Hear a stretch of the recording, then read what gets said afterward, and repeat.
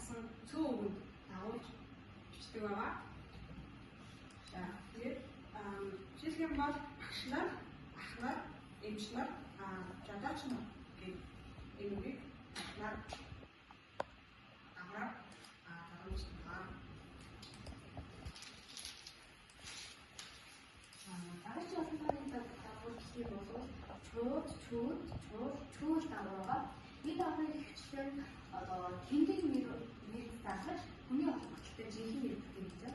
Жишээлх юм бол монголчууд гэдэг нь монгол хэлээр одоо ингэ тэмдэг нэр шүү дээ. Тэгээд энэ тэмдэг нэрийг чууд залгах юм бол монголчууд гэж бид хэдийг хамарсан олон тооны ингэ жинхэнэ нэр болж байгаа. Тэгээд чуудыг уустараа тухайн үгдээ шууд болгох чинь. Энэ болохоор нөгөө дүүг залгуугаа ингээд би нөгөө ингээд шууд дэмжлэгчийн араас гомчдгийн бичээгүй хэлсэн юм байна. Энэ болохоор яг ишиг төгссөн үгийн араас нөгөө дүүг залгуулдаг. Тэгээд олон тооны дүүг залгуурыг дээгүүрх залгах балархай ишиг төгссөн энтэй үзнэ байгаа. Тэгээд гол юу үнэн асуух гэдэг жишээ байна. Хамгийн сүүлийн олон тооны дагуулж байгаа бол ESD гэдэг хоёрыг залгуугаа.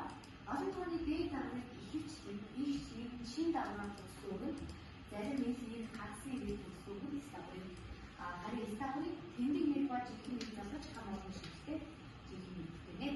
Дээд дагуулыг нэрээр Монгол бичих дээд дагуулыг залгах бичгтэй эцсийн нэр үзчихсэх нь ээгээр төгсгөөг байх юм бол ийм гээл бичдэг. Одоо жишээлх юм бол Истанбулыг тэмдэг нэрээр залгах гэсэн чинь ноён биш.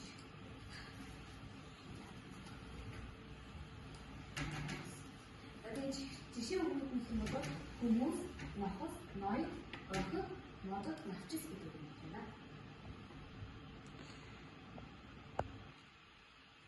За дараа нь болохоор ингээд ахуйтай татлаг ажил хийх